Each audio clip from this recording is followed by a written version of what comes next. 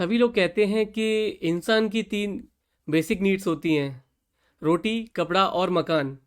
तो आज हम वहीं से बात स्टार्ट करते हैं और बात करते हैं मकान की, मीन्स अपने घर की।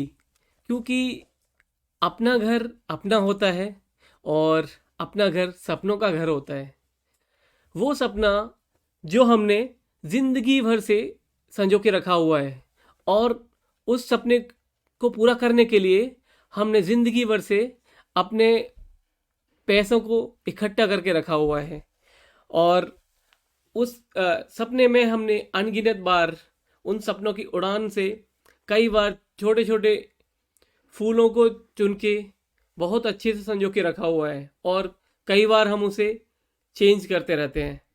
तो जो पैसा आपने संजो के रखा हुआ है, संभाल के रखा हुआ है, उस पैसे को हमें बहुत अच्छे से यूज़ करना होता है, बहुत संजीदगी से यूज़ करना है। तो इसके लिए हम चाहते हैं कि जब अपना घर बनाएं तो उस टाइम पे कुछ छोटी छोटी बातों का ध्यान रखें। और उनका ध्यान रखना बहुत ज़रूरी है क्योंकि उस पैसे की या उस सपने की इम्पोर्टेंस आपके लिए बहुत ज़्यादा होती है। तो इस वीडियो में हम कुछ 5 छोटी छोटी बातों का ध्यान रखेंगे जिनको कि हमें अपने घर बनाने से पहले और घर बनाते वक्त ध्यान रखना है। तो आइए बात करते हैं पहली बात की। तो सबसे पहला जो मेरा क्वेश्चन है, क्या आपने घर बनाते वक्त या घर बनाने से पहले सोचा है कि उन सपनों को मूर्त रूप देने के लिए कोई क्वालिफाइड आर्किटेक्ट की हेल्प ली है या लेने का सोचा है? मोस्टली देखा गया है कि लोग अज्ञानतावश या फिर किसी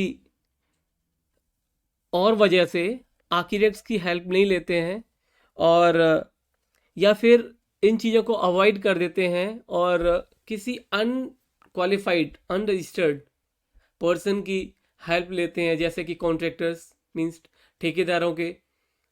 उनके झांसे में आके हम अपना घर बनाना स्टार्ट कर देते हैं और फिर उनके डिज़ाइन में जो छोटी छोटी गलतियां होती हैं उनकी वजह से हम लोग ज़िंदगी भर उन गलतियों की वजह से अपने आप को परेशान रखते हैं। और ये लगभग उस तरह से आप सोचिए कि आपको आँख में कोई प्रॉब्लम है और आप किसी क्लिनिक में जाके कंपाउंडर के पास जाते हैं या फिर किसी पेट के डॉक्टर के पास जाके आप इलाज करा लेते हैं और उससे ज़िंदगी भर परेशान भी रहते हैं और वो चीज़ सॉल्व भी नहीं होती है। और इससे क्या होता है कि आपका जो पैसा है वो तो वेस्ट हो ही जाता है। तो इसलिए एक क्वालिफाइड आर्किटेक्ट की हेल्प ज़रूर लें। हो सकता है फीस आपको थोड़ी ज़्यादा लगे, लेकिन वो कहीं ना कहीं अल्टीमेटली जब आपका घर पूरा बनेगा वो उसमें बैलेंस आउट हो जाएगा। नेक्स्ट हमारा जो पॉइंट है कि हमेशा ध्यान रखें कि क्या आपके घर में natural light, natural ventilation means हवा का उचित प्रावधान है कि नहीं। ज़्यादातर देखा गया है कि हम सोचते हैं कि घर में दीवारें और कमरे बना लेने से हमारा घर पूर्ण हो जाता है, लेकिन ऐसा नहीं है। एक आदर्श घर, जो एक अपना सपनों का घर जो आप सोचते हैं, उसमें एक एक डोर और विंडो का प्रोविज़न इस तरह से होना चाहिए कि आपके घर के अंदर एयर सर्कुलेशन प्रॉपर होना चाहिए। और अगर ये सब चीज़ों को आपने ध्यान में नहीं रखा है पहले से, तो आप देखेंगे कि जब आपका घर बन के पूरा हो जाता है तो आपको एक घुटन सी महसूस होती है उस घर में, या आपके घर वाले बीमारियों की गिरफ्त में आ जाते हैं। तो ये सब एयर, नेचुरल लाइट, वेंटिलेशन या फिर जो बिल्डिंग में, घर में जो छोटे छोटे मटेरियल्स लगे हैं उनमें फ्यूम्स जो निकलते हैं, उनकी वजह से आपको ये बीमारियां हमेशा रहती हैं। और आमतौर पर देखा गया है कि जो इस तरह के घर जो बन जाते हैं उनकी सेल्फ लाइफ भी कम होती है। सेल्फ लाइफ कम इसलिए होती है क्योंकि एयर, लाइट, वेंटिलेशन प्रॉपर नहीं होता है और बहुत सारी जगहों पर, जैसे कि आपके किचन में, टॉयलेट में, या फिर और भी जो आउटर सरफेस, आउटर वॉल्स होती हैं उनमें सीलन आ जाती है। डैम्पनेस आ जाती है, जिसको आप ज़िंदगी भर कितने भी ट्रीटमेंट करते रहें लेकिन वो कभी भी ख़त्म होने का नाम नहीं लेती है। और अल्टीमेटली आपका घर ख़राब होने लगता है और उसकी जितनी लाइफ होती है, होनी चाहिए एक्चुअली, वो नहीं, उतना लाइफ तक नहीं चलता है और आप दोबारा घर बनाने की तरफ मुड़ जाते हैं।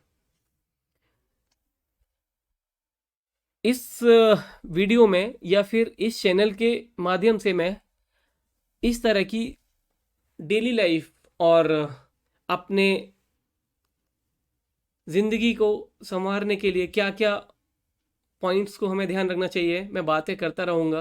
तो इसलिए मैं आपसे रिक्वेस्ट करूँगा कि अगर ये चैनल आपने सब्सक्राइब नहीं किया है तो आप सब्सक्राइब कर लें और अपने फैमिली या अपने फ्रेंड्स की हेल्प के लिए इसको ज़्यादा से ज़्यादा शेयर करें, जिससे कि वो भी इन सब बातों का अपने घर बनाते वक्त, अपने सपनों के घर बनाते वक्त ध्यान रखें।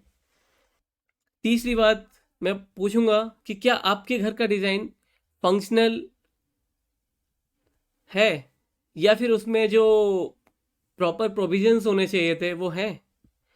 लेकिन हमेशा देखा गया है कि ज़्यादातर लोग इस बात को पहले ध्यान नहीं रखते हैं क्योंकि उनका घर उस तरह से डिज़ाइन ही नहीं होता है। तो हमें इस बात का हमेशा ध्यान रखना चाहिए कि कमरे या दीवारें मात्र लगाने देने से आपका घर पूर्ण नहीं हो जाता है।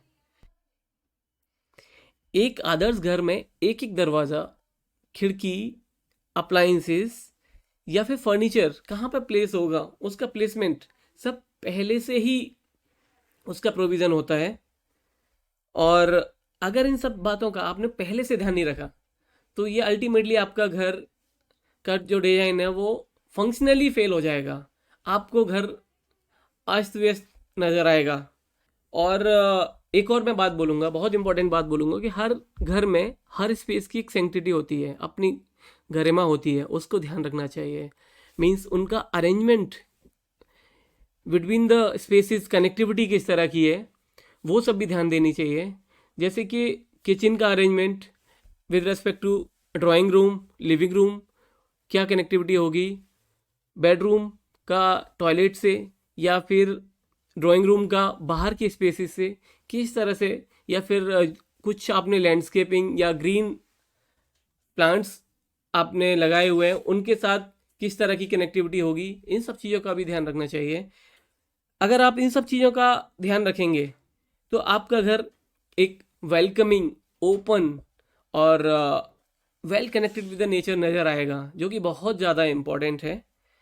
इसके बाद जो फोर्थ पॉइंट है उस पर मैं बहुत ज़्यादा ध्यान देना चाहूँगा कि आमतौर पर देखा गया है कि लोग इस पॉइंट को अवॉइड कर देते हैं। तो फोर्थ पॉइंट है मेरा, क्या आपके घर का एस्थेटिक और कॉस्ट मैनेजमेंट प्रॉपरली किया गया है। आमतौर पर हम सबके मन में एक गलत धारणा होती है कि घर को सुंदर बनाने में खर्चा ज़्यादा आता है और आर्किटेक्ट से अगर डिज़ाइन कराएंगे तो बहुत महंगा पड़ जाएगा। तो ये सब बातें मिथ्या है, इन पर गौर मत कीजिएगा, क्योंकि आपके घर का डिज़ाइन अगर आर्किटेक्ट की देख रेख में होगा, उसने पहले से प्रॉपरली डिज़ाइन किया होगा, तो उसमें गलतियां कम होंगी और उसका जो मैनेजमेंट है, फाइनेंशियल मैनेजमेंट या फिर डिज़ाइन मैनेजमेंट, बाकी सब चीज़ें भी बहुत अच्छे से होंगी। और रही बात डिज़ाइन एलिमेंट्स की कि वो आर्किटेक्ट्स अपने आपके घर को एस्थेटिकली साउंड करने के लिए वो एलिमेंट्स यूज़ करते हैं, वो सारे एलिमेंट्स भी प्री डिज़ाइंड होते हैं, प्री प्लान्ड होते हैं, तो उनके लिए भी ज़्यादा खर्चा नहीं होता है। वो ऑलरेडी जो आपका जो बजट है उसके अंदर ही वो उसको फिट इन करने का ट्राई करते हैं और अल्टीमेटली उसको आप एस्थेटिकली बहुत अच्छा बनाते हैं और फाइनेंशियली भी आपके ऊपर बर्डन नहीं पड़ेगा। इसके बाद मेरा फिफ्थ पॉइंट होगा आपके लिए कि क्या आपके घर के निर्माण सामग्री यानी कि कंस्ट्रक्शन मटेरियल का सिलेक्शन प्रॉपरली है कि नहीं। ये हमेशा ध्यान रखना चाहिए, क्योंकि कंस्ट्रक्शन मटेरियल का सिलेक्शन करते के टाइम पे उसकी करेंट अपीयरेंस, उसका फंक्शनल एस्पेक्ट और उसके बाद उसकी लाइफ मेंटेनेंस, इन एस्पेक्ट्स को भी ध्यान रखना होता है। तो कभी कभी हम लोग इन सब चीज़ों को ध्यान नहीं रखते हैं, तो और आप और हम लोग सब यही चाहते हैं कि हमारा घर पीढ़ियों तक चले, तो इसके लिए ये सब जो पॉइंट्स हैं, ये pre planning and procurement of the material बहुत इंपॉर्टेंट है। और मैं बोलूँगा कि ये बहुत ज़्यादा बेहतर होगा कि मटेरियल कम मेंटेनेंस के होने चाहिए, लॉन्ग लास्टिंग होना चाहिए, ड्यूरेबल होना चाहिए। अगर आपने ये सब चीज़ें एक क्वालिफाइड रजिस्टर्ड आर्किटेक्ट की हेल्प से किया है तो अल्टीमेटली आपका घर बहुत अच्छा बनने वाला है। और मैं बोलूँगा कि यही कुछ 5 छोटी छोटी बातें थी जिसका इस वीडियो में मैं डिस्कशन करने वाला था। और मैं बोलूँगा कि इस वीडियो को आप ज़्यादा से ज़्यादा शेयर करें जिससे कि इस इन सब चीज़ों का ध्यान सब लोग रख सकें और सबका घर उनके सपनों के हिसाब से बहुत अच्छा बने। धन्यवाद।